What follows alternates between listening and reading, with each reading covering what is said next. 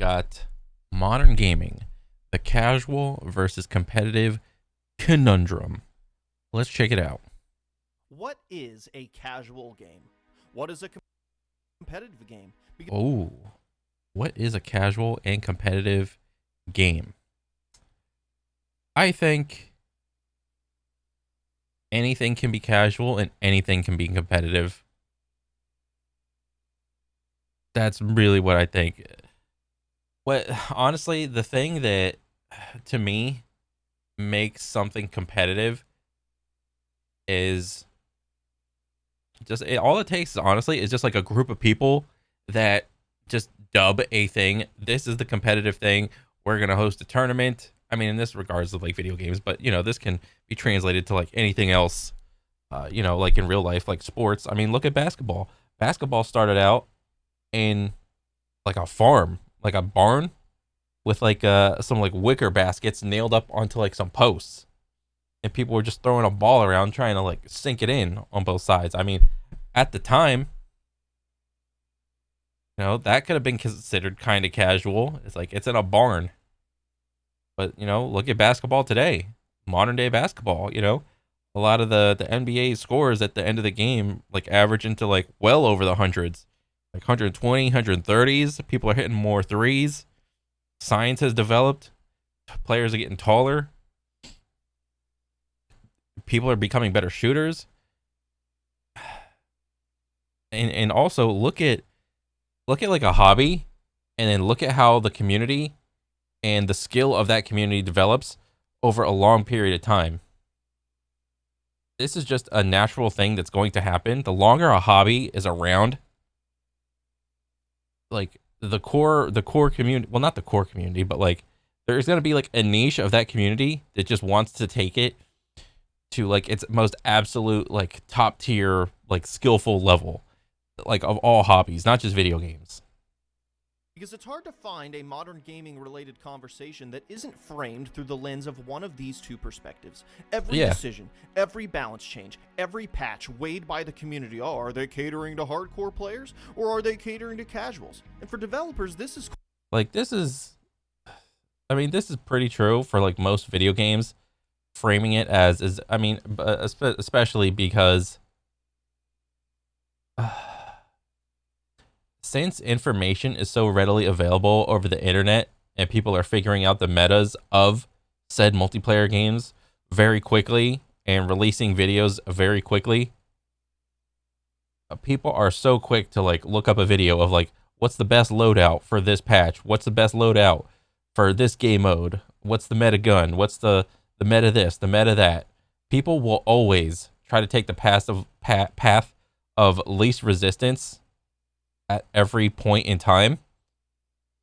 And the transition from not knowing to knowing, the transition time is so like small nowadays. Back in the day before the internet, it wasn't, it was like a larger transition time to figure out the meta. Now people figure out the meta before the game is even released, or whatever patch it's on. The meta is close to being figured out on like day one or day two or something like that for most games. Quite the conundrum. Who do you design your game for? Who do you cater to? Well, that's another good question. Who do you design it for? I mean, I could be like super nihilistic and just say, at the end of the day, video games are a business. Businesses need to make money to survive and provide a service. So you want to cater to the crowd that pays you the most money. Is that the casual side or is that the competitive side? Or the third little elephant in the room, is your multiplayer online PvP game, is it pay to win? Is it that type of game? So just put all the power in the store, and all of your game balancing and patches and whatnot will be balanced around the store, because the people that are willing to spend the most money are the whales. And in general, it only takes about like less than 3% of any gacha game player base to support a dev. Like I'm talking like whales and shit. It takes less than 3%. I think it's actually less. It's probably like less than 1%. It takes so few whales to spend like all the money on their account to provide support for a game dev for months.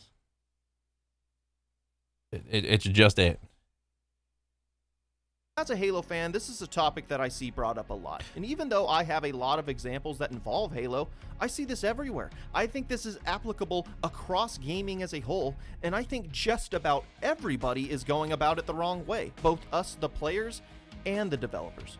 It is influencing way too much of our design and way too much of our feedback, because 99% of the discourse surrounding the dichotomy between casual and competitive design, it's wrong.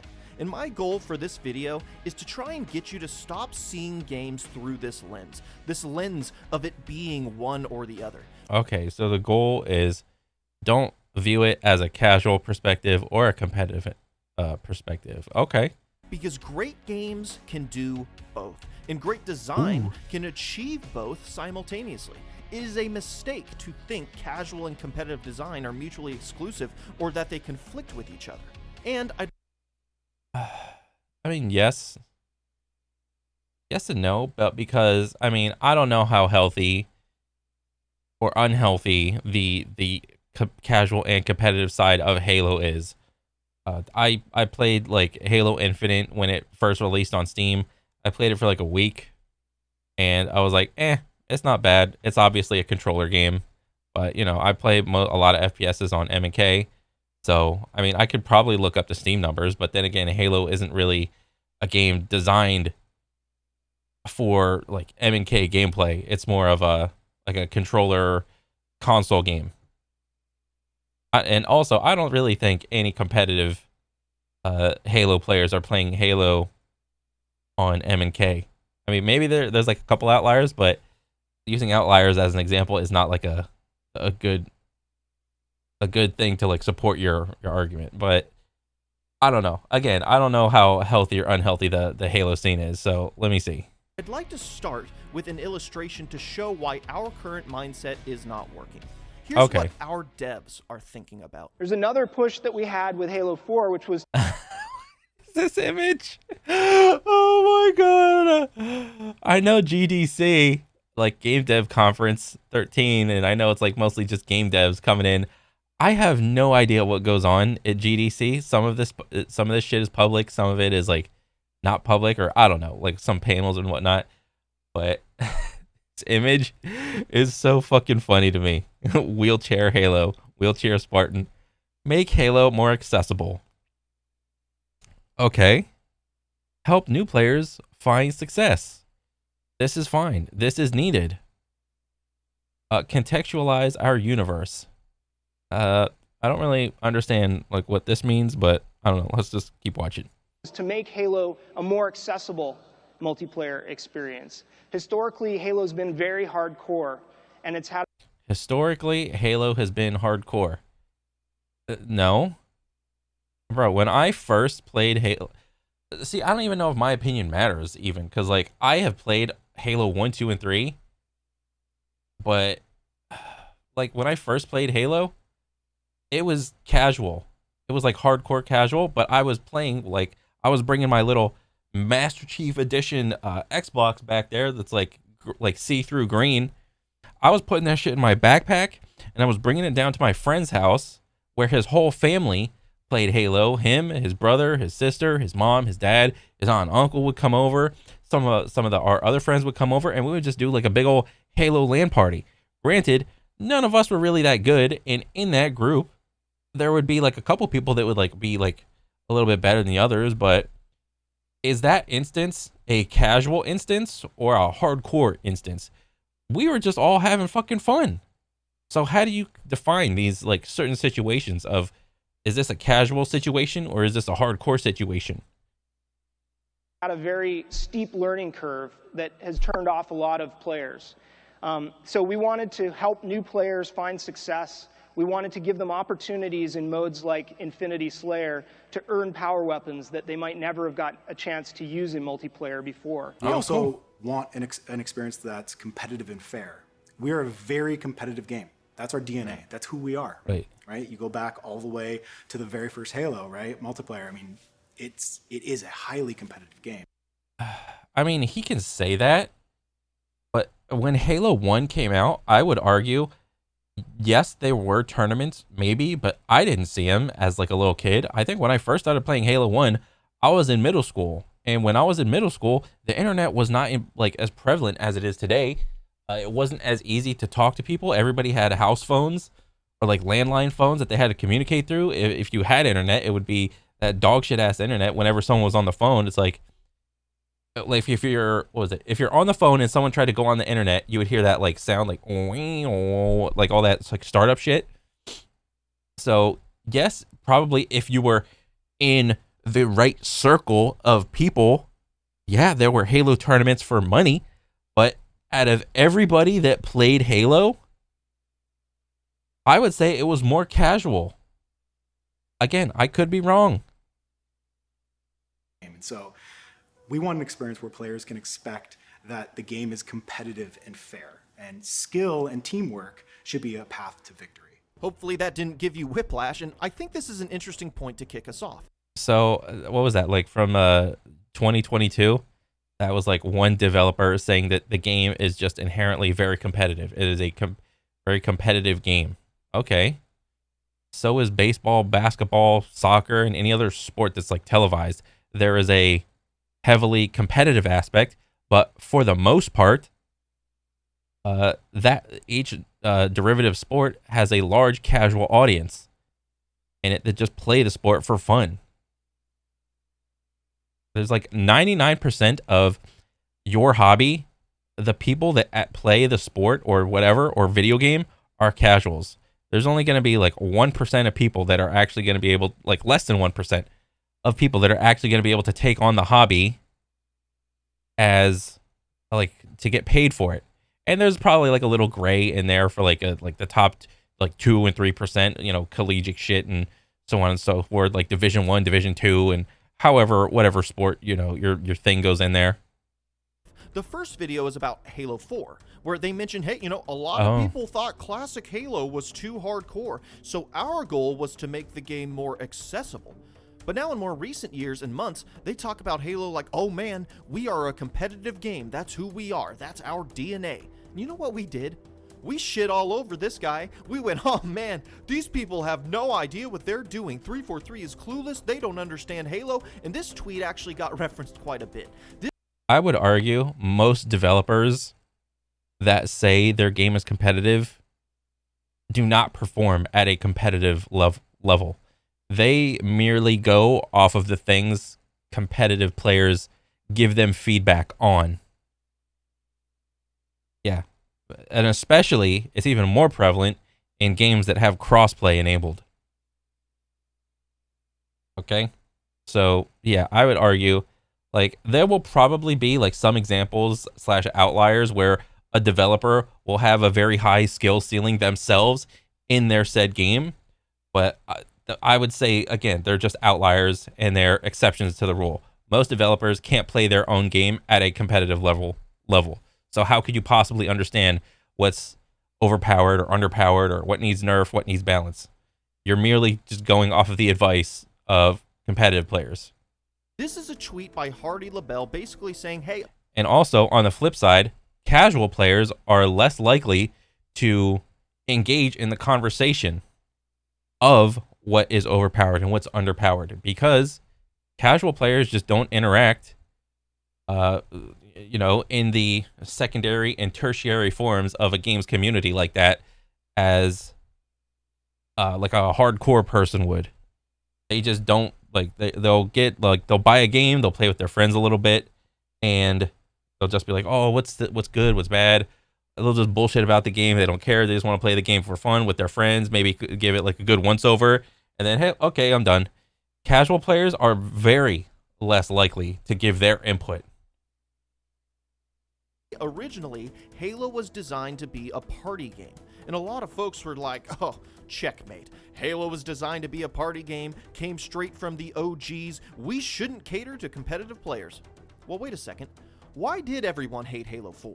They made a conscious effort to make Halo more approachable because it was too hardcore, and we hated it. We thought they dumbed the game down. They made it too casual. They compromised their design and changed the formula too much. It performed very poorly, at least compared to previous Halos, and I mean, we hated it so much that 343 had to do a complete 180. And then for Halo 5, it was overbearingly competitive. It was all they talked about. They had a pro team helping with development, and they were really focused on esports. And now in this day and age, for Halo Infinite, they say, hey, we're a competitive game. That's who we are. And sentiment has shifted 180 degrees back. Now we clown on them for saying that. We say, no, Halo's a casual game, a party game. That's what it always was. That's how it should be designed. That's what the original series was all about. Strange. Yeah. Because if that's what Halo was, if that's how Halo was designed, then why did Josh Holmes go out on stage and say that they wanted to make Halo 4 more casual because historically Halo has been very hardcore? If those same games that we now look back on with adoration were just party games, why is Josh saying those same games were too hardcore and that's why we had to make Halo more casual? I mean, it's a fucking paradox. Or maybe we've just been misidentifying a bunch of shit.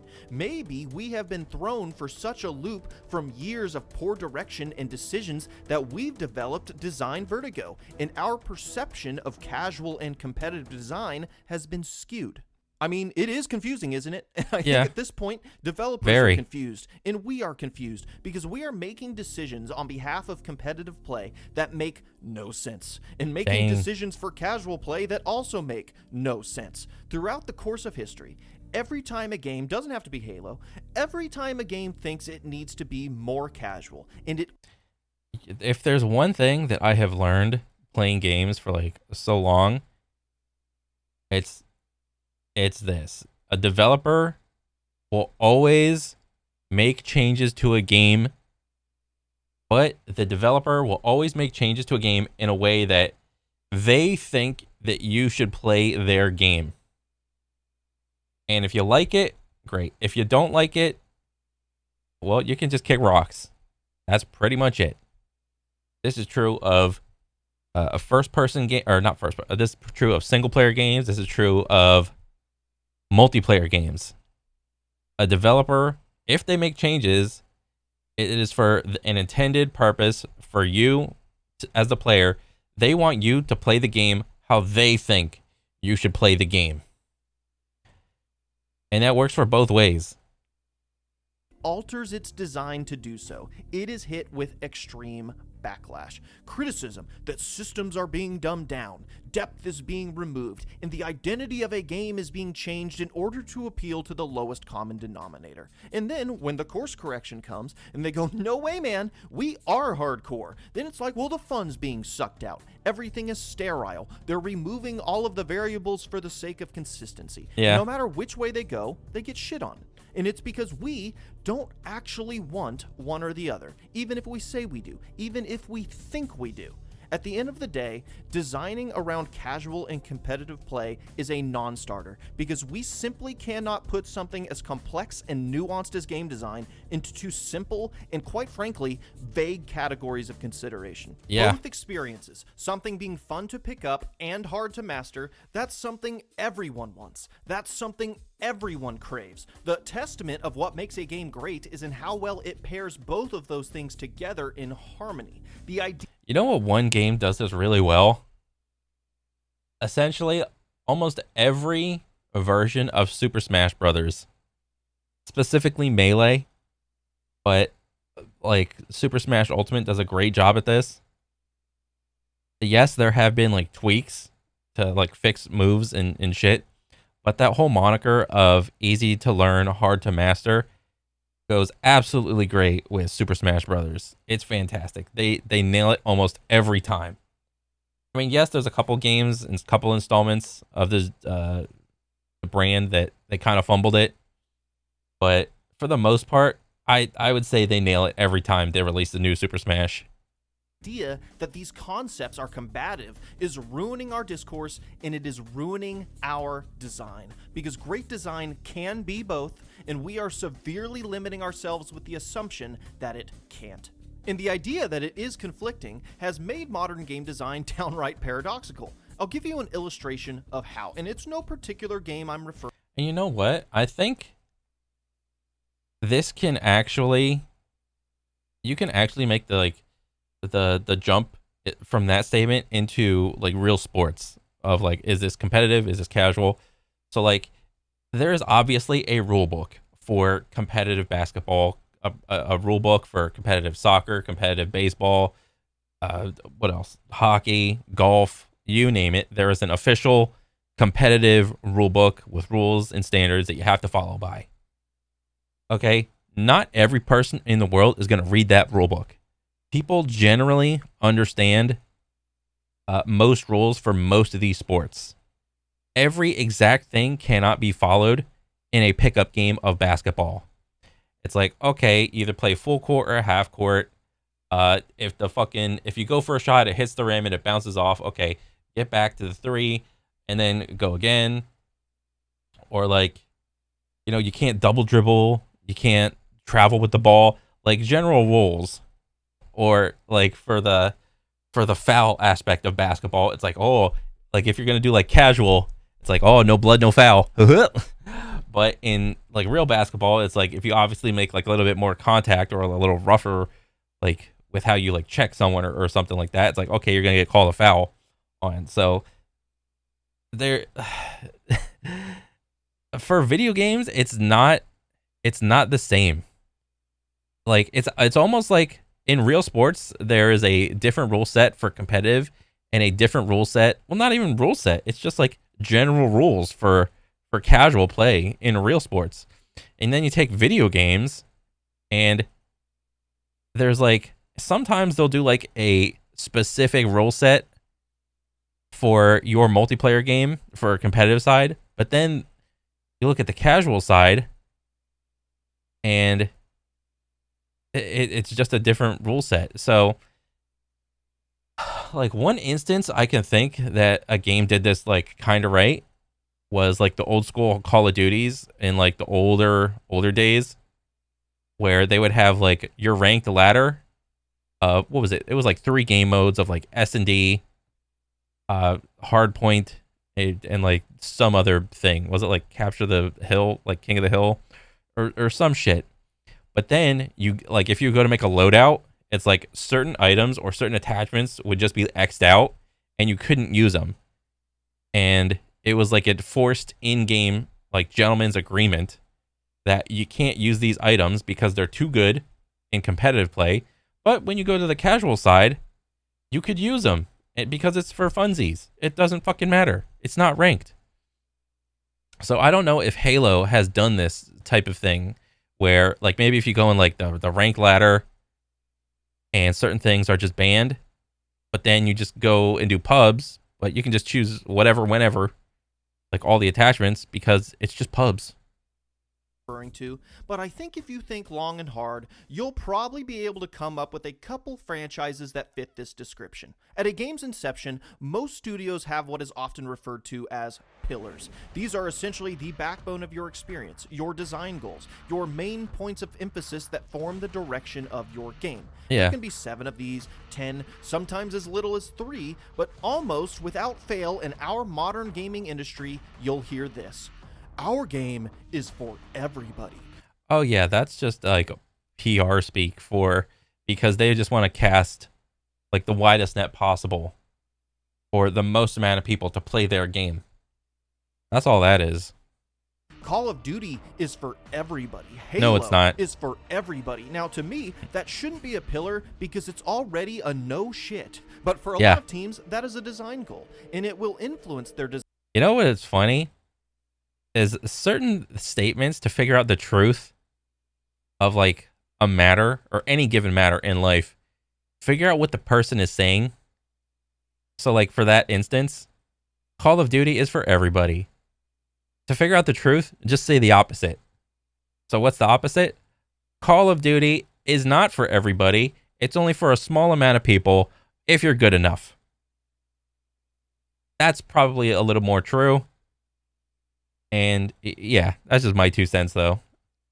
design in regards to, hey, we need to make sure our game is accessible. We need to make sure everyone can succeed or contribute or just flat out win sometimes. Things need to be easy enough for people of all skill levels to be able to play our game, because if things are too tough or too complicated or too hardcore, they will feel alienated and they'll leave. Simultaneously, they will have... But here's the thing with Call of Duty. Call of Duty has been around about the same length of time as World of Warcraft. What, 15, 20 years? Look at the World of Warcraft community, or at least the retail version of it. That shit is struggling. All right? Look at Call of Duty. How long has Call of Duty been around? And Call of Duty has less mechanics in it than World of Warcraft. You don't think the people that have been playing this shit for 15 to 20 years are like just so good? Like by the time a new player comes along with like the most current installation of Call of Duty, that good player isn't going to be able to just absolutely trounce that new player? That's a joke. Have another pillar. Play it your way. No, it's not play it your way. So what's the opposite of this? Play it the way that we tell you how to play it. It's not your way. It's, you might as well just take off the Y. Play it our way. Play this game how we want you to play it. That's more likely the truth. Want to empower the player. They want them to have freedom, agency, options, and multiple play styles to choose from. Players have to have as much control over this experience as possible, and this manifests itself almost every time without fail as mobility and movement mechanics. Because your base mechanics, literally the fucking buttons on your controller, that is the quickest way to deliver an experience to the player. Our game is fast and responsive. You can do whatever you want at any point. You can run, slide, climb, you can cancel everything and start a new action halfway through. Game feel and doing whatever you want is a pillar, and it's not necessarily a bad one. Do I think 95% of the market needs to share the same set of underlying mechanics? No. But high mobility and giving players a ton of agency over their avatar is not an inherent issue. Giving players a lot of choice or control is not an issue. But when you give players control, and you give the surface level inputs of your game a ton of variation, then naturally the skill gap of your game starts to develop there. And oh yeah. Whenever you get some sort of game and you like start to introduce like movement mechanics in it, of course people are going to figure out the systems and the mechanics of your game, and people will just, you know, what did Macho Man Randy Savage say? The cream will rise to the top every time. Of course that's going to happen. So what do developers do to try to combat that? Well, they try to dumb down their movement systems so that everybody can have fun. But they're gambling in that if they dumb the movement system down, is it going to be fun and engaging? Who knows? People who are really good get better and better at taking these movement mechanics and base abilities that exist as a pillar in your game to levels that some people will never achieve. And whether or not that skill gap was an intended element of your pillar, or they're exceeding what you thought was possible because you were just trying to make it feel good, you then run into a situation where good players are all of a sudden whooping up on less skilled players. Yeah. And oh shit, that contradicts our other pillar. So you gotta have the movement. You like the way it feels. Everyone in the focus group loves the way it feels. In the last game you changed it and everyone got mad because it didn't feel as good anymore. So the movement's gotta be nutty. But then you gotta solve this new problem. How can we have this movement and all of this insane potential and yet still make it so everybody can hop in, play our game, and succeed? They can play and win. Well, you make the guns piss as shit easy to use. Oh man, is that how it is in Halo, dude? I mean, I got no idea. I haven't played Call of Duty or Halo in years. So are all the guns, like, the time to kill, like, really low? Dang.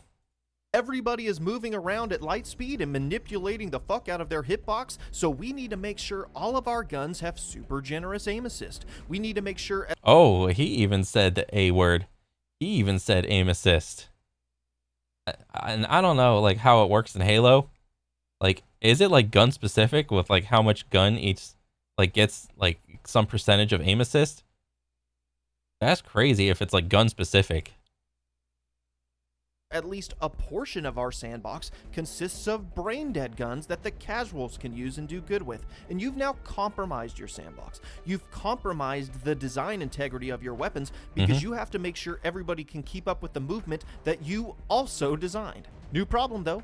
Now all of the people who enjoy your movement, the competitive players, well, they're pissed. They've mastered all of this tech. They can contort their hitbox in ways that Picasso would be envious of. They can run and gun through a map at light speed, but oh man, somebody who's not even good at the game decided to sit in a corner and blast you with a bullshit rifle as you flew by, and now your kill streak's over. And you're pissed. This is Camp City, and these maps suck. I'm getting shot from everywhere. There's too much verticality. I die before I can even look up. There's way too many places to get shot from, and there's no opportunity for me to feasibly check all of these different angles. Yeah. Open spaces become no man's land because you get melted immediately when you walk out there, but also intricate spaces become a death trap because Yeah, I remember when some Call of Duty came out, and it was the one with what was it, like 2019?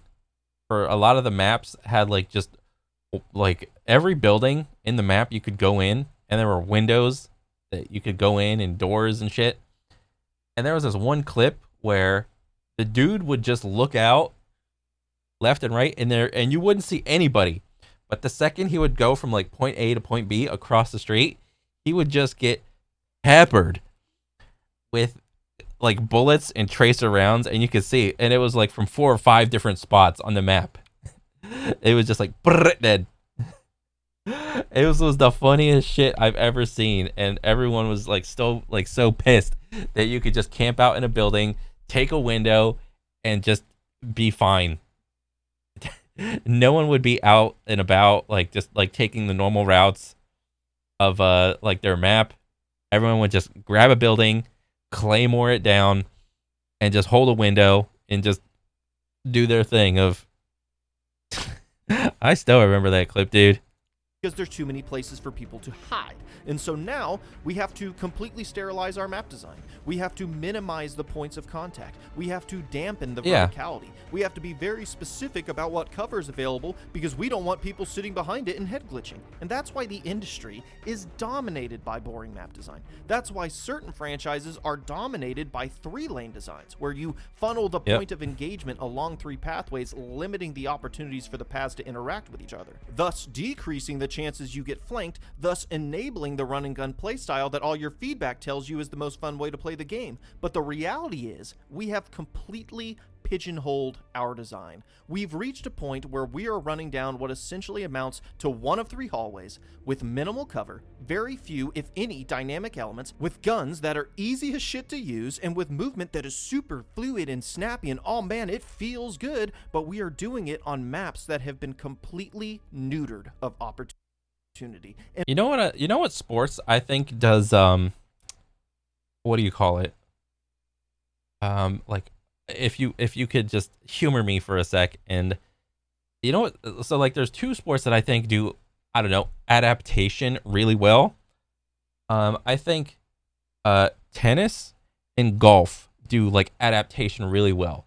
So with tennis, you have a couple different types of, I don't know, tennis courts that you can play on. You can play on that like with that cement paint shit, which is like your normal stuff, depending on like the type of tennis tournament and whatnot. And then you have like your all around clay tennis field. And then I think there's like a grass one. And then there's like I think maybe there's like a couple different more. So I mean the base rule set of tennis is still there, but to be able to have at least a little bit of adaptability for each type of map or court is, I think, like a good I don't know, like a good sprinkling of variety, because just regular ass tennis on cement, everybody understands like the physics of the ball and whatnot, and then plus on top of that you got the weather on top of it. But generally in general, tennis, you're playing in like some sort of stadium or whatever, so you don't have to worry about the wind. You just got to worry about like the sun and shit. But golf, there's a lot of adaptability that you have to overcome because every course isn't the same. every win factor isn't the same. You know, you have a ton of weather factors to take into account. Like you have the shape of the course, the length of the course. You have the wind speed, the wind direction, the humidity, the temperature, all these like extra little variables that come into play. And then you have the different types of terrain, like where you're hitting your ball from.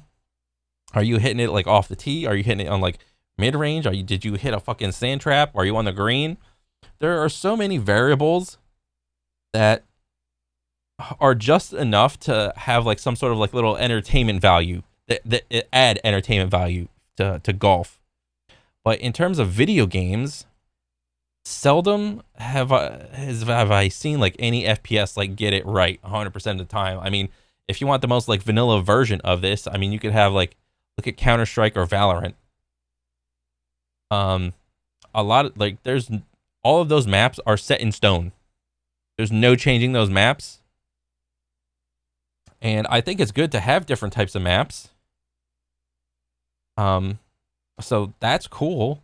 But then when you look at, I don't know, let's say a different type of game, or like something like Halo or Call of Duty or something like that, certain maps for any given game will be, like he said, too intricate. Like there's too much variability in it. And that's when it starts to become overburdening. Like not overburdening, but like overwhelming. And that's when it makes for like not a great viewing experience. So yeah, I mean, I think he does have a really good point in that it's either the maps are either 3-lane boring, or they're just like the maps are seemingly just Swiss cheese and there's too many angles to hold. So yeah. And with guns that are as shallow as a dried up puddle. It's completely paradoxical. We design our guns to stop our movement, and design our maps to stop our guns, and design our movement to give players a ton of cool opportunities, but have had to remove half the opportunities from our maps in order to do it. It is design cannibalism, and it represents a large portion of the multiplayer experiences that we play today. Do you see that conflict? Yeah. How issues within our base mechanics trickle out, and then if the wrong mindset is applied, surrounding systems get corrupted. Our systems are being designed to cancel each other out instead of being in harmony and complementing one another. And a lot of that can change when we stop seeing casual and competitive as a conflict. But it's about time we start looking at some specific examples. I want to show you some designs and concepts that right now are considered one or the other. I am showing you a perspective on how, no, actually, they can appeal to both if we change the way we perceive them. Let's consider game physics. Competitive or casual? Well, 343 Industries, the creators of Halo Infinite, they think it's casual. For instance, most people noticed when Halo Infinite came out that the physics seemed to have been neutered a bit. Classic maneuvers like nade jumping didn't feel as good, and fan-favorite weapons like the Gravity Hammer, a weapon well-renowned for its ability to manipulate physics objects, suddenly it seemed far less capable of doing so, at least at launch. And this was 343's reasoning for that. Regarding the desire for increased physics impulses, that's something that's a sensitive area between capturing the fun and legacy physics players expect in a Halo game and balancing around a competitive shooter in a way that feels exciting but maintains consistency. Oh yeah, you know, we gotta dial these physics back. If we have too much physics, our game's not gonna be competitive. I mean, what is this, fucking Quake? Jesus, using the physics from explosions to strategically move throughout. Yeah. I mean, Quake is like a huge like skill ceiling game. Yes, they do like crazy ass shit like rocket jumping, like from like wall to wall down this hallway. And it, you know what's fun is like, even though Quake doesn't have like a huge like player base or competitive viewer base, bro, you watch that shit and that is some actual like off the wall shit to watch. Like it's so exciting with how fast the players can get up, like their speed, like bunny hopping and shit, like, and just rocket jumping to like hit like a rail shot or whatever, or a lightning gun shot. That shit is super fun to watch. And if you try to translate some of that movement into Halo, it's like, you know, you got two sides of the coin. If you include that, then you're gonna see more like bombastic gameplay plays being made from like the competitive standpoint. And like probably it would probably be like not fun to engage with from a competitive standpoint, but super fun to watch as a viewer. To see like somebody do like a huge ass like rocket jump and then just like switch out the sniper to like see over like a wall that you can only see over from rocket jumping to like just headshot someone. I think that would be really cool. Throughout the map, get those filthy ass casual concepts out of here. We have clamber and grappling hooks now. I mean, it's just so counterintuitive.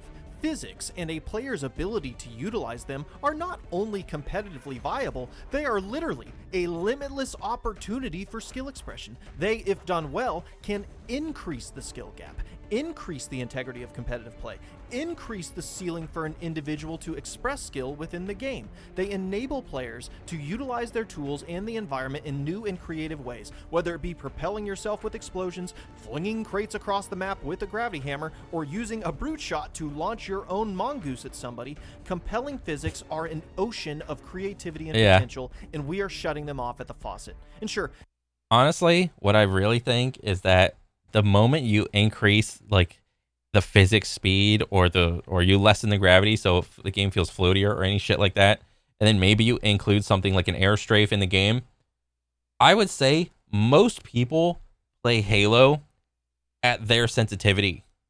And it's like set in stone. They don't want to change. Full stop.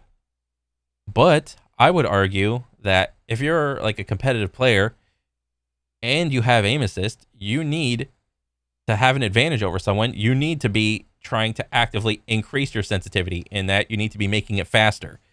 Because when you have a faster sensitivity, you can just look around more. The game feels a little bit more freeing when you just play on a faster sense. But I would say a lot of competitive people do not want to increase their sensitivity because it makes the game harder to, keep the reticle on top of the person to like consistently get headshots and shit like that. Plus, I mean, trying to manipulate your character when the game can potentially move really quick on a controller is just really hard compared to like trying to have like a fast movement game and playing on like mouse and keyboard. You add a 1 in a million chance of getting killed by a random flying traffic cone that got hurled at you via an explosion. And sure, maybe sometimes that you feels get hit bullshit. with a nade and it pushes you off the edge of a map. Not only do I think these things are insignificant and not worth worrying about, they're kind of even cool. Those side effects are absolutely minuscule compared to the new things that can be done within. I mean, plus you got the concept of like if you got like a 4v4 and everybody's a Spartan, I don't want a fucking flying traffic cone being able to take out a fucking Spartan. All right? It's a Spartan in like some futuristic, hardcore ass, like technologically advanced, like armor and gear and shield technology. Like, how you gonna have a dude die to a traffic cone? Even if it's flying 100 miles an hour. It's just gonna bounce off the shield, dog. Intentionality, to intentionally utilize physics to manipulate elements within the environment, or to enact strategies, or to use a weapon in a creative way. Those are literally some of the most rewarding things you can do in a game. Something as simple as grenade jumping, which was severely nerfed in Halo Infinite. In dang, was Halo, it? That was a skill testing strategy you could use to creatively navigate throughout a map, albeit at the tactical trade-off of one of your grenades and a portion of your health. By carefully placing a nade and timing your jump, you could do some incredible things and make some incredible plays. If we added more physics to Halo, if we added more opportunities to manipulate them, skill expression would increase.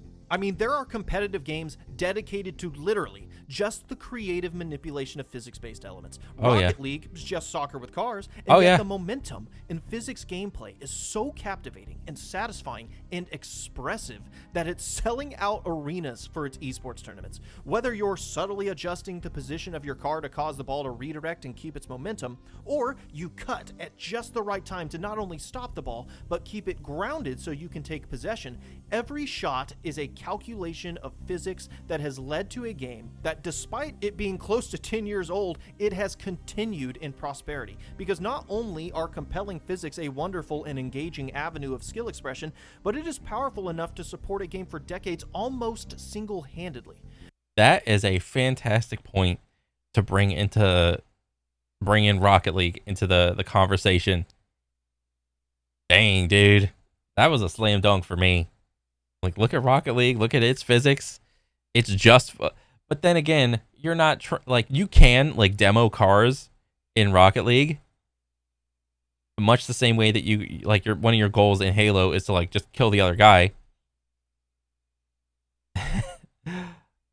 But so it's not. It's like when you add that argument in there, dang, Halo needs to like increase like their physics and shit, dude. Dang, I never really thought about it like that.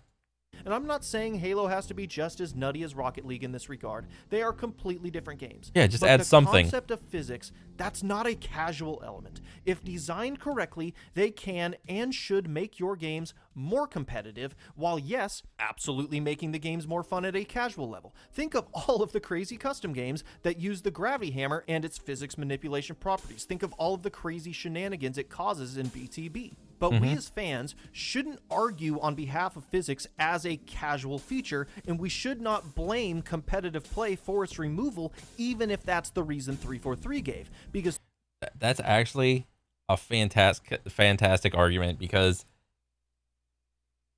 remove all physics because physics make the game too random. Random is not fun, or random is not consistent. It's not competitive. There's no competitive integrity with increased physics. Where you just look at Rocket League and what they're doing with physics and how successful it is, even with the casual scene of Rocket League. Yeah, I honestly don't think there's any good reason to like reduce physics in Halo. 343 is wrong for doing this, and 343 is counterintuitive in how it's designing for Halo. There is this idea that competitive games need to be 100% consistent, and that physics can add unpredictable variables. No, a good physics system is predictable. That's why we can use it intentionally. That's why we can use it to perform specific maneuvers. That's why we can strategically place grenades to launch weapons as a strategy on certain maps. And this is even in Halo 1, which they said was like a super competitive game. It's like, bro, you could chuck grenades across the fucking map because you had a cannon for an arm with regards to how like far you could throw them. And you could throw a grenade on top of a power weapon and just literally blast that power weapon to you, and you could pick it up out of midair. All right, that seems really random, but so they can't really say that, oh, Halo 1 was super competitive when you can literally just chuck grenades and like blast a power weapon into your hand and just catch it. It's like, nah, bro, that would be so cool to see for like replay value. For like, you could have like a Halo top 10 moment of like, oh, look at all these fucking, like the dude was about to get the power weapon, but a grenade just fell like to the right spot and blasted the power weapon off like away from that other guy, and the other dude caught it, or like blast the power weapon away from like somebody that was like right there. So then how do you counter that?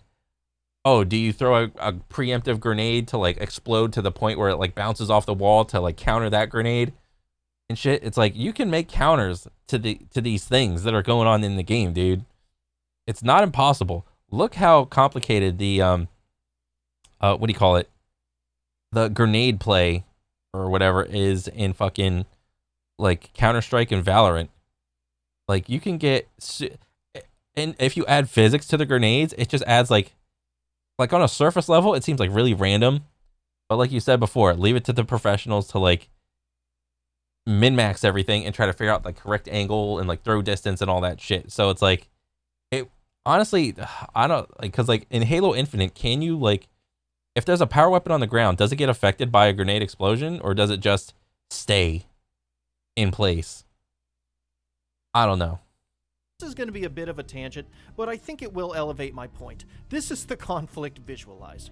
Here is launching a weapon in Halo 2. Well, to accomplish that, all we have to do is go to BR2, aim at the middle Yay! towards the top side. He included it. Will come flying at us across the map. Here is launching a weapon in Infinite. Oh, you can't even. Oh my god. It's just not even affected. That's so boring, dude. Fuck that, dude.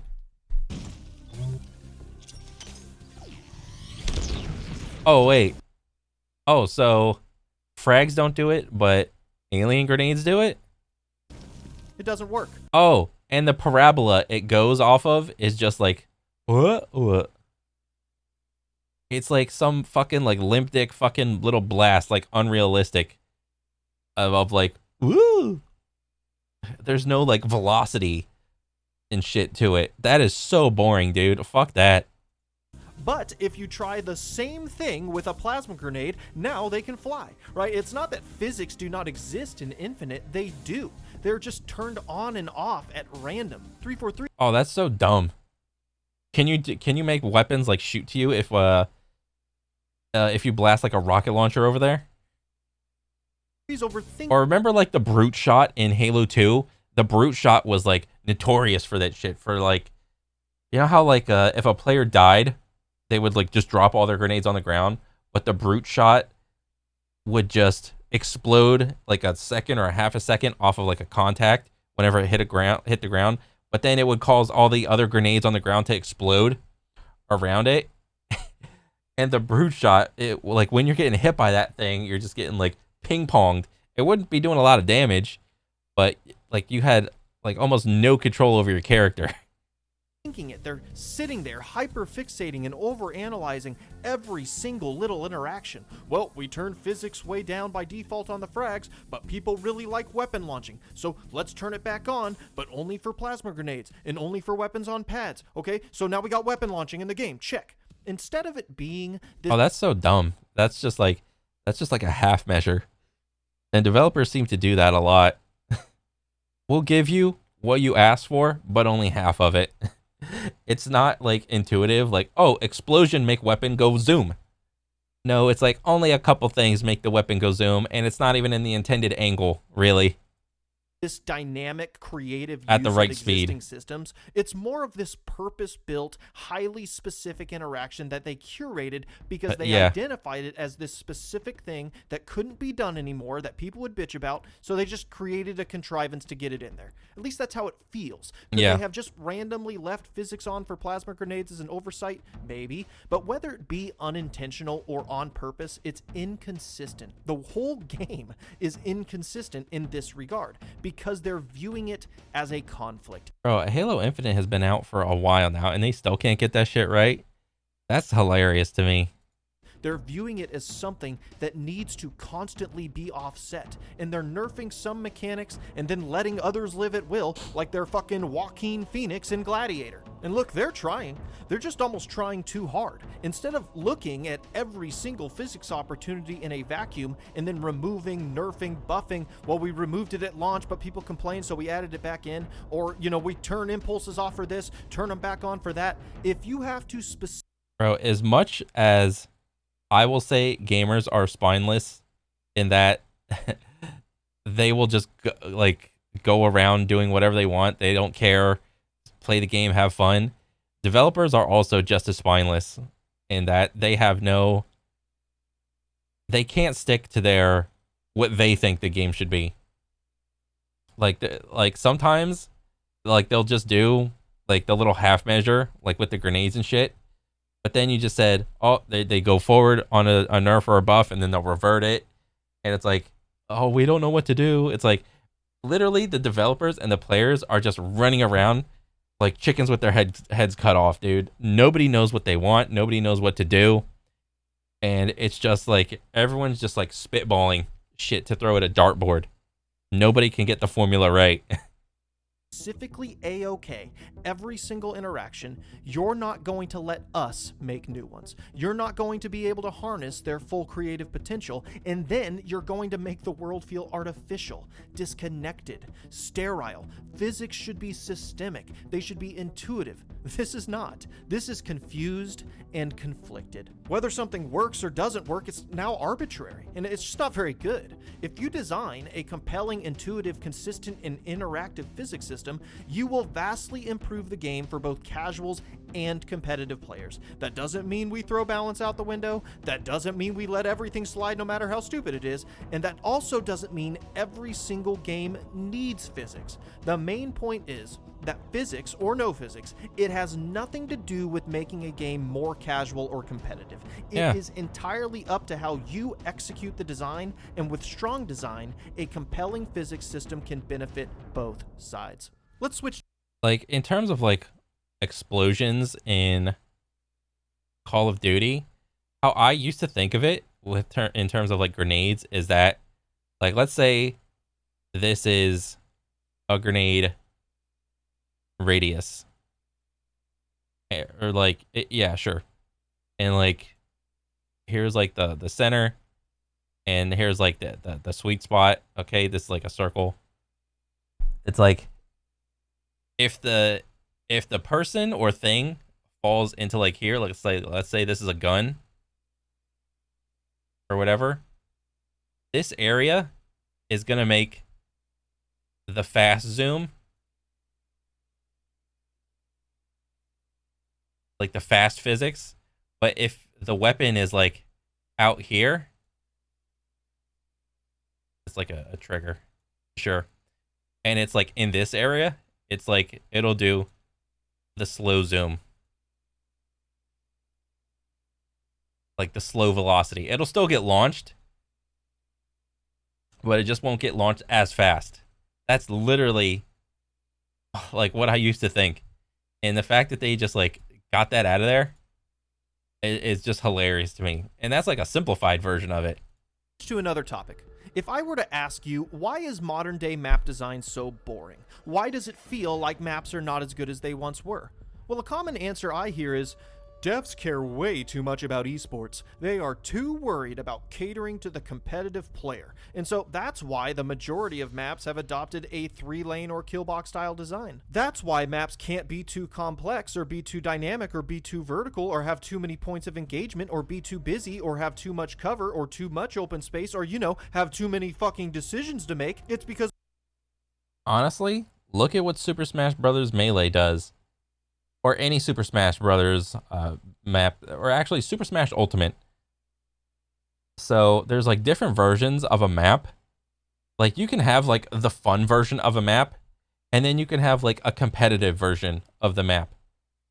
So like in Super Smash, there'll be like a bunch of different like styles of like angles of like a platform and whatnot. There'll be like other things going on, like cars zooming by, random like stars like shooting down, blowing players up and shit. And it's like you can have that style of map to where it's obviously lopsided, but then let's just say you turn on like the competitive version of a map and it can just be the competitive version of it with whatever definition that you want to like slap on. You know, that part is like up for debate, because I don't know. I like you can and you can even vote and ban on maps, like pick and choose on maps. Like every map doesn't have to have competitive integrity, and every map doesn't have to be fun only, lopsided randomness. You know, you can have like a bunch of different types of maps and different versions of those maps if you like the theme of it. Like, what's wrong with that? But that would take more work from the devs, and the devs don't want to do more than they have to. Because we have to cater to the competitive esports scene. Folks, I feel like I'm going crazy. I can't be the only one who realizes how completely ass backwards that is. Please tell me you see how completely paradoxical that is from a design perspective. You don't think it's strange that 3-lane maps, some of the simplest maps in the world, the safest maps when it comes to not intimidating new players so they know where to go, are the ones being pushed as the competitive maps, the maps for the highest level player? In a world that makes way more fucking sense than this one, 3-lane maps are the casual maps. They're simpler, they're easier to learn, they're harder to get lost in. If you're new to the game, they're less overwhelming. They will literally funnel you towards engagements, and they decrease the amount of factors you need to consider at any given time. It's baby's first map design. It is logically the most casual design in the world in the sense that it is the most approachable and least complex, and yet they are dominating our industry, at least our traditional multiplayer experiences. Obviously, BRs and extraction shooters won't have this problem. And look, there's nothing wrong with 3-lane maps inherently. They're nothing special, but 1 or 2 here, it's no problem. Some of the best levels in history have used this format, but we have become over-reliant on them. So I think this is a really good example of like what he was saying before with like the 3-lane map thing. The 3-lane maps are very simple to make. Players know them. It's like a comfort thing. But then again, sometimes you don't want to play a 3-lane map. So I think a good example for this is I can use like what's that thing called? frisbee golf or disc golf, not frisbee golf. The disc golf people get offended anytime you call it a frisbee. It's hilarious. So disc golf. A lot of times disc golf is like your standard 18 holes, and depending on the park you go to, it's generally pretty like leveled out. Sometimes you'll have like a long hole, sometimes you'll have a short hole, sometimes you'll have a hole with like a couple trees. And yeah, it's like that'll be like the standard for like disc golf. But if you want to look at like the really top tier like disc golf courses, you can incorporate a lot of verticality in disc golf with like having a hole on top of like a super high hill, a cliff on top of a rock, or like having like way more trees in like from the tee to the hole than it would be expected of in like a normal tournament setting. Like I've seen like disc golf holes just be like literally littered with so many fucking trees. I am amazed that these guys can get that shit within like, I don't know, a couple body lengths of the holes without hitting a tree.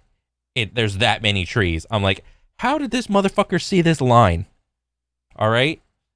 And I think it's really important to have a lot of diversity in terms of, but he's like posing it in like a competitive versus casual sense. But like, if you can have that diversity in disc golf with like your standard like open field holes versus like the super crazy ridiculous ones where it'll be like a shitload of verticality, or you got to throw the damn thing across a goddamn lake. Like you got to have like just the raw throwing power, or anything that's like very polarizing. I think those type of maps are good too.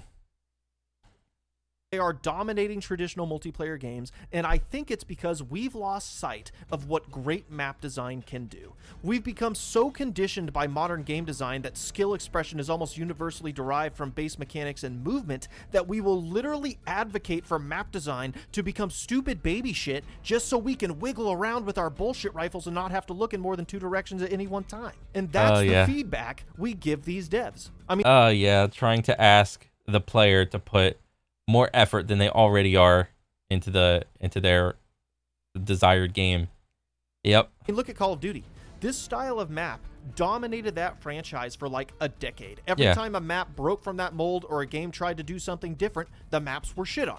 Now, admittedly, some of these maps were the layout equivalent of Swiss cheese, but the fact that 3-lane maps seemingly were the only maps that ever worked is probably a sign that there are underlying issues with your mechanics, whether they feel good at a surface level or not. And this year, COD just fucking threw in the towel. We don't even fucking know how to make maps anymore. Let's just bring back a bunch of old ones. I see the same thing in Halo. Look at the launch roster of Halo Infinite's maps.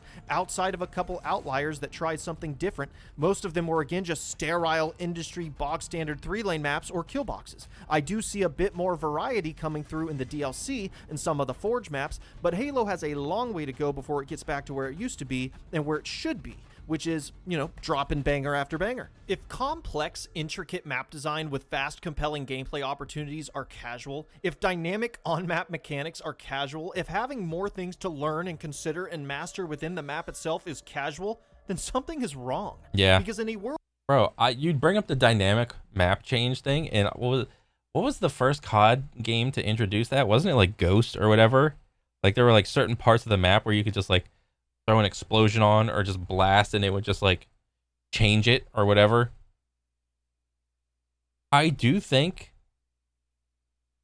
like that makes for a better viewing experience.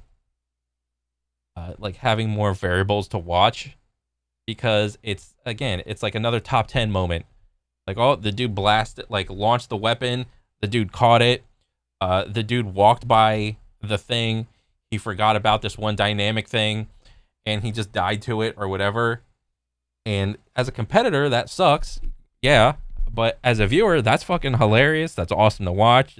It's like another viral moment that happened in the game, and it just makes for a better viewing experience overall.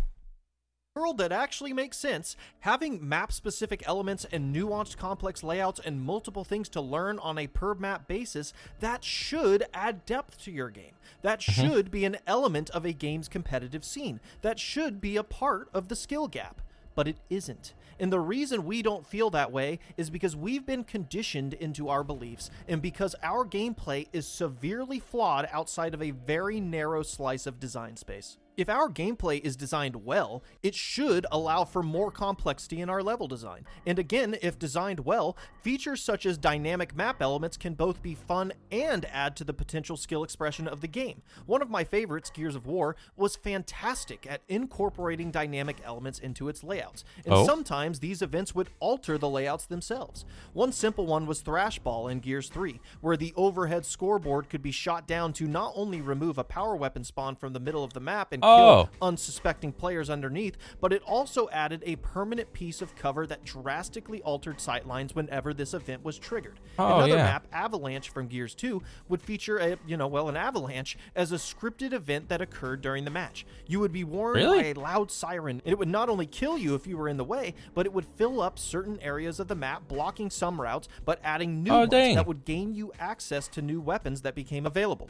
Bullet Marsh featured the Krill, monsters that would swoop in and eat you, but as long as you stay in the light, you're safe. So this map featured a generator that keeps the lights on, and if you shoot it, the lamps that just so happen to be hovering over some power weapons would go out, and the Krill could swoop in and destroy you. God dang. You know, some maps were just simple.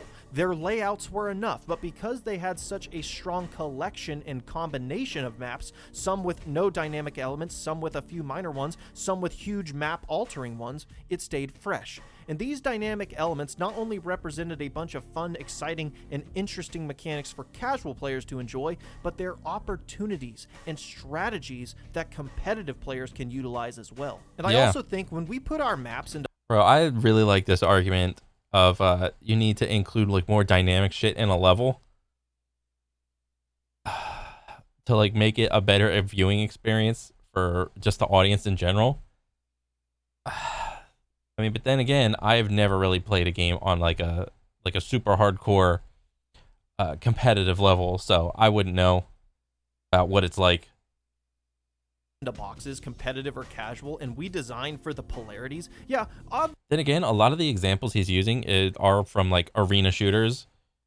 I don't really think battle royales need all this shit because there's enough variables in like battle royales, and that's why like battle royales are like really trouncing the arena shooter genre right now. I mean, and have been for the last like 10-15 years. Obviously, we sterilize our competitive maps, that's a problem, but I also think it does a disservice to our other maps as well. Is Halo's High Ground going to see much tournament play? No. It's a one-sided, asymmetrical, objectives-based map. It has vehicles, it's more about delivering a fantasy of storming a beach or defending your base.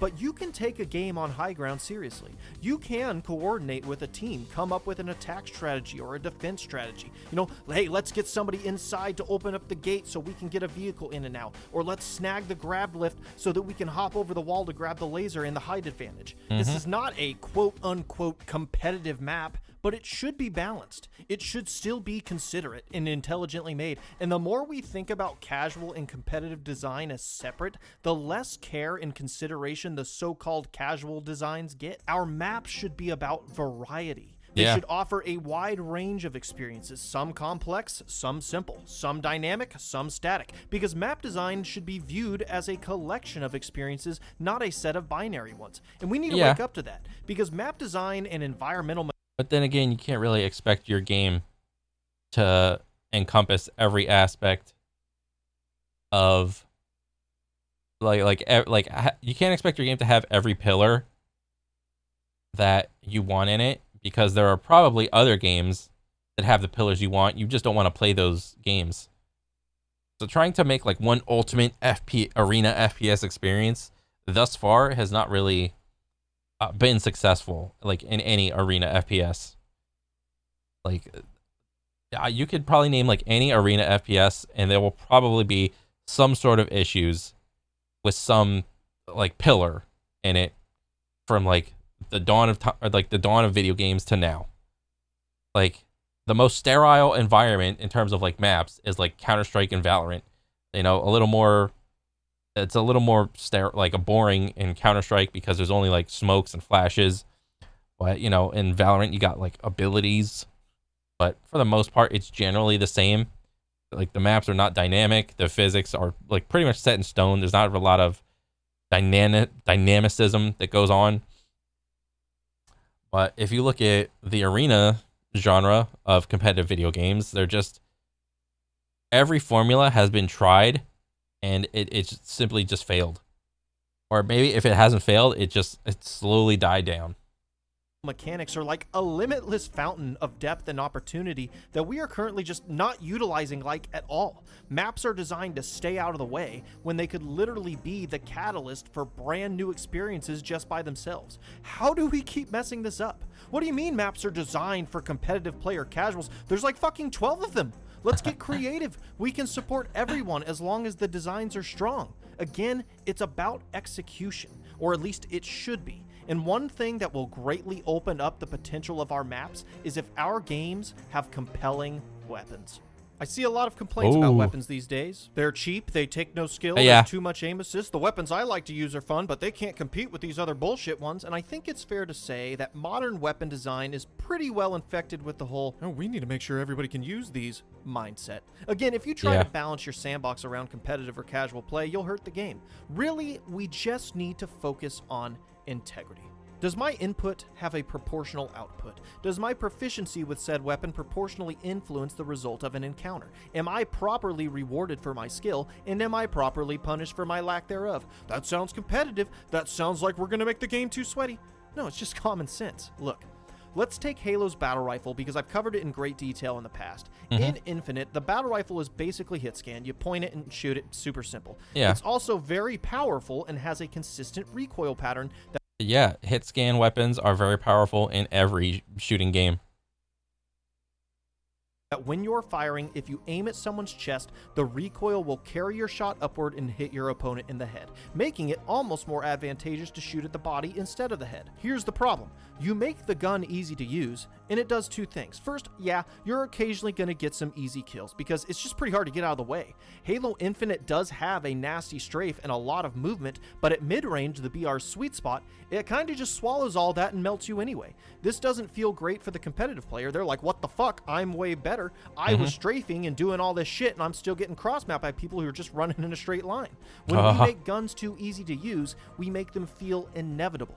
It makes players feel like there is nothing they can do. They have no counterplay. This is why egregious aim assist in Call of Duty feels so bad. You pull some crazy maneuver and the game just aims for them and they get the kill anyway. It feels like shit. Yeah. It feels like all the movement and tech you've been practicing sometimes is just nullified. Bro, tech? Like movement tech in Call of Duty? Like, come on. Who are we kidding? Because of that concept we talked about at the very beginning. Hey, people are moving at light speed. We got to make sure all players can actually hit these targets, and we compromise the integrity of the guns to do so. Now the problem, and it's pretty obvious, the people who are good at the game also get to use these guns. They can also take advantage of their ease of use and fly through the map, melting low-level players. Ironically, making guns super easy to use are only going to hurt the casual players more. They're going to be annihilated because everyone has laser beams and can melt you from across the map. Isn't that ironic? The guns that are designed for casual players makes the game worse for casual players. Geez, it's almost like the entire concept is stupid. Think about it.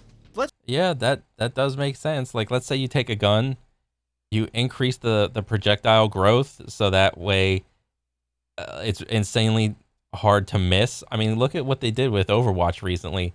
They increased the projectile growth like to like 10x for a lot of like characters, and it's like you can, like, this guy, your reticle can be like right here and still get a hit because the projectile is like just so huge, like the bullet size that's just coming out of your gun. It's ridiculous. And people are still playing that game. But I would imagine a lot less people are now because the skill expression is so low. Let's just say we take the battle rifle, and instead of hit scan where bullets just instantly travel at light speed across the map, let's make it projectile, where you have to meaningfully lead your shots. You have to calculate distance and adjust your shot leading accordingly. and it makes a strafe more effective. When you have a sudden change in direction, a projectile weapon has to compensate more for that. Yeah. It increases the skill gap, targets are harder to hit, and become progressively even harder to hit the farther they are away. And you know what that means for the casual player? They're safer. They walk out into the open space and someone starts shooting at them. You know, they might actually miss. The casual player has more room for error, more opportunities to travel the map and thus learn it and thus utilize more. Was that dude just carrying a canister? An explosive canister? I forgot you could do that. Of it. More opportunity to strategize because the weapons in the game are such that they don't just melt everyone. They can, and they'll feel even better and more rewarding when they do, but they are not inevitable. And that increased variance, that increased average time to kill, does wonders to alleviate that sense of inescapable pressure and the helplessness that so many players feel. And you do it. Yeah, I would honestly love to hear the developer's opinion on hit scan versus projectile and like velocity and ballistics and shit. By ironically making the guns harder to use. And then even if the optimal time to kill remains the same, when the average time of kill is higher and you actually have the opportunity to make a counterplay, you open the door for strategies that less dexterous players can take advantage of. It opens the door for more mental skill, and it opens the door for expanded map design. We can use open spaces. We can allow you to be shot from more than 2 places at once. We can introduce more complexity in our layouts because there's less pressure overall. And when there's less pressure on you, there's less pressure on the map design to keep you protected. And we did it by adding more skill to the guns, to add more skill to our map design, to simultaneously make casuals more comfortable while making more interesting maps that casuals like. That's not a conflict, that's harmony. You see how that works? Yeah. Guns need to be casual, guns need to be competitive. Nope, just give them integrity. It'll sort itself out. And even if some people don't like it, at least you'll be able to hang your hat on it. At least you can say, it's fair, it's reasonable, it's logical, as opposed to people going, why is the aim assist so high? Why is this so easy to use? And then you, as a dev, knowing you fucked the game up on purpose, no less, have to go out there facing the mob with a stick up your ass. Well, it's important that everybody has fun and that everybody can feel like they're contributing in a meaningful way. Shut the fuck up. We're not having fun. And that casual demographic that you're so desperate to capture, I'd argue a meaningful game with worthwhile mechanics that they can learn and get better at and invest in is way more likely to keep them playing long term than handing them a bullshit rifle and hoping they don't get bored. Real quick on movement. Again, you can have whatever movement you want. You can make it. Oh, that's actually so funny. That's a very good insight that this dude had. I like this dude. Fast, you can make it slow. I love Halo 3, but I also love Titanfall. In one game you can barely move, in the other I barely touch the ground. Yeah. You can do either as long as you design your game holistically to account for it. Movement can be a great source of skill expression, and there's a lot of games that let you do it. And if you're designing your game with advanced movement, you need to embrace that. You need to design guns not to counteract it, but to reward it. And no, I don't mean by allowing people to spawn with brain-dead shotguns and just let everyone slide around one-shotting people. That's not rewarding. That's degenerate and fucking dumb. I mean, don't nullify skillful movement tech by making all your weapons have pseudo lock-on in order to purposefully offset the movement you put in the game, okay? And you need to design maps not to restrain your movement, but to provide it with opportunities. If I have a bunch of cool shit that I can do, make maps that reward me for doing that cool shit. Don't put me in a box with 3 hallways and then slap an invisible wall in my face every time I try and get creative. If you put movement in your game, embrace it. But we also need to acknowledge that you can have skills outside of movement. And sometimes you can add skills by removing movement. Limitations can generate gameplay as well. And what's compelling about using limitations in your design is that they can simultaneously increase skill while reducing upfront variables, thus making the game more approachable. Learning how to work around limitations or deficiencies can be fun and rewarding and skill testing. For instance, if you have a jetpack, I'm sure you can do a lot of nutty stuff with that, but you're also going to trivialize a lot of navigation and traversal in the game. It's another button on your controller. It's another tool that you can use in a moment-to-moment encounter, but is it strictly an increase in skill? I'd argue it isn't. If you need to reach some... Dang. I mean, yeah, with the whole movement aspect, oh my god. This guy's just like spitting facts right now. It's like, what was it? What type of movement do the guys have in Halo? Is it like static, like a static movement? Like there's no acceleration, or is there like momentum? In Halo, I don't remember, because you can have more variance in your movement if you have like some sort of like momentum, like build up, like you. Or I mean, that makes like left right strafing, like spamming, just like way less effective if you have the momentum thing. But if you look at Overwatch, where everybody just moves at like the same speed, and like if somebody like AD spams back and forth, it's really effective because there's no momentum shift with how your character moves. So I don't know. It's a good question.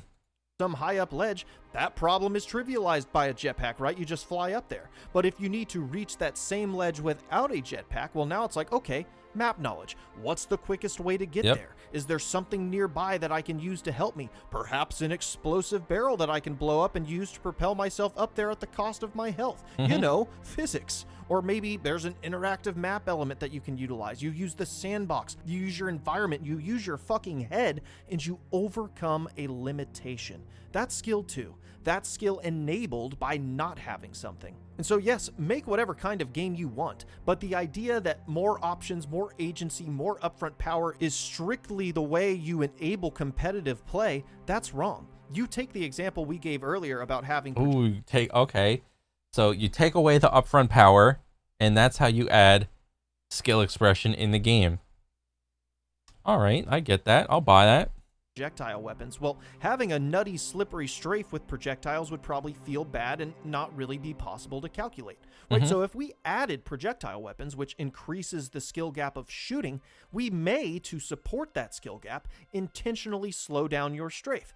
Right? Because calculating projectiles, while it's still dexterous, it's got a lot of mental skill. And to complement that, we want to make the strafe more pronounced, more readable. We want the animations to be such that an opposing player can look at a target, read the movement, analyze and notice the state of the animation, properly account for it, and fire a shot based on that. If you have frictionless, near instant strafing, it diminishes the shot leading and makes it more of a frustrating crapshoot. You slow the strafe down a bit, you make it readable, you make it predictable. Now all of a sudden you've enhanced that skill. It's learnable and reasonable, and you've simultaneously diminished some of that obnoxious movement in the game where people...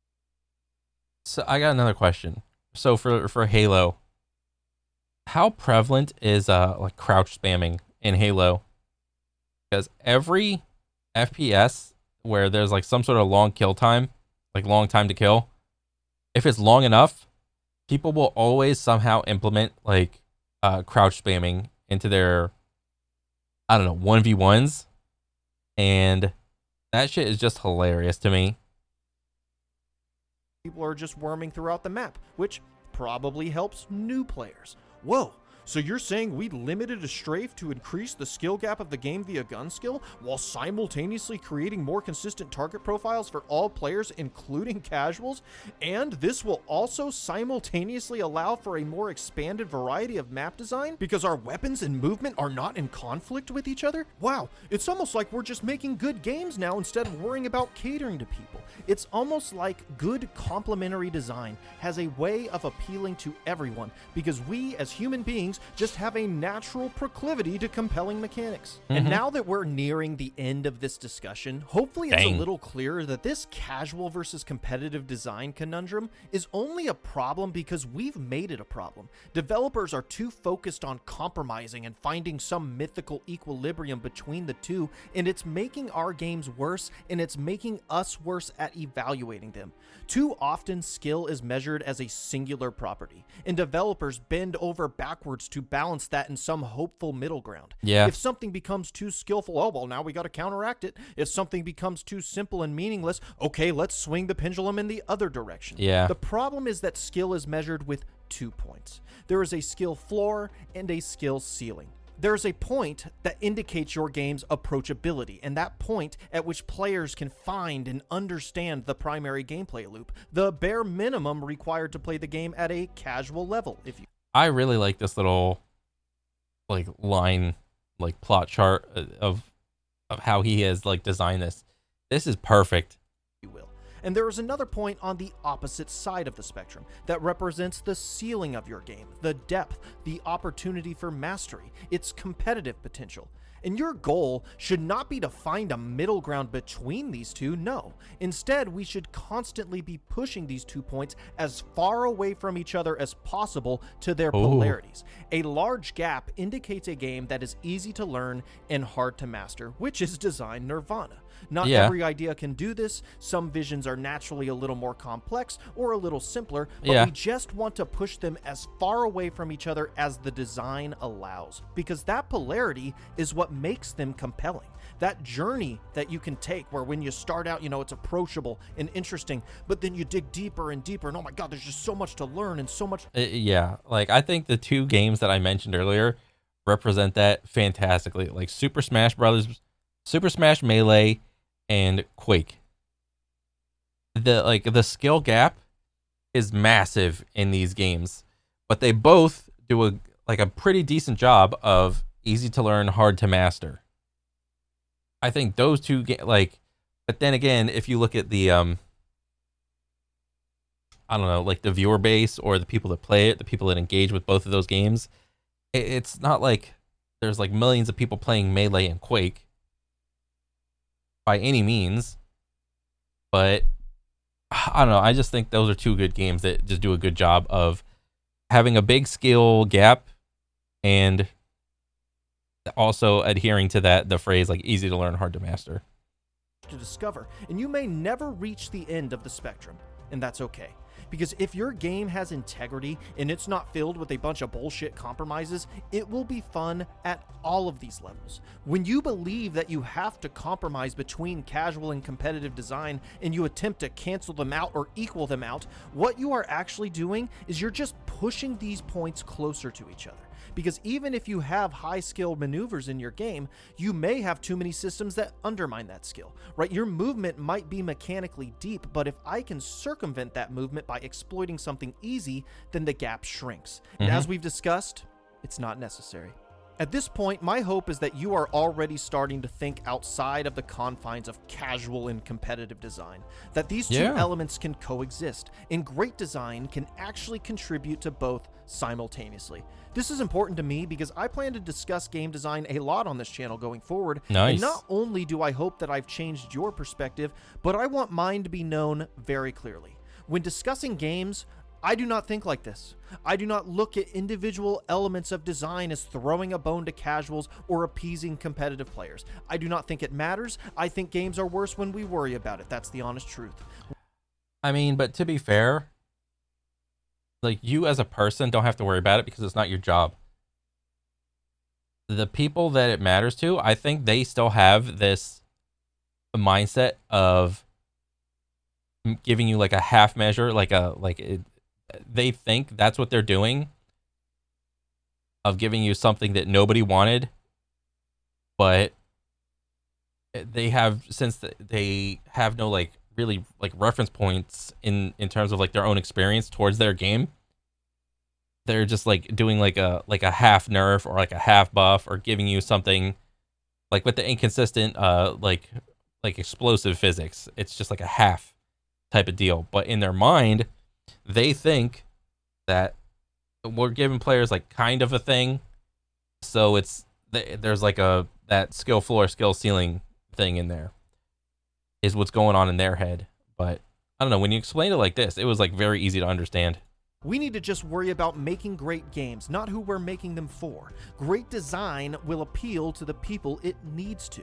I'm not interested in whether a design satisfies the market at the time. I want games that are timeless. And I don't care about games that you do or don't have time for. I just care that they're worth your time. And we don't have time to worry about whether a game is too casual or a game is too damn, look at that dude competitive, crouch spam. because the more we perpetuate this as a problem, the more we keep going in the wrong direction. I believe the best games in the world are the games made with indifference to preference, the games that are confident enough to be whatever they were dreamt up to be, the games that have a vision and follow through on that vision without compromise.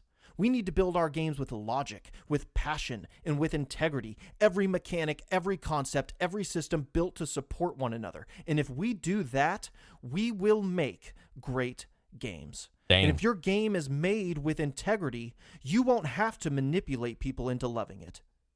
They just will. Dang. Oh Jesus. Bro, this was a good ass video, dude. I am a fan. 100% now, dude. This was a great video. This was awesome. I love how you broke everything down. This was so cool.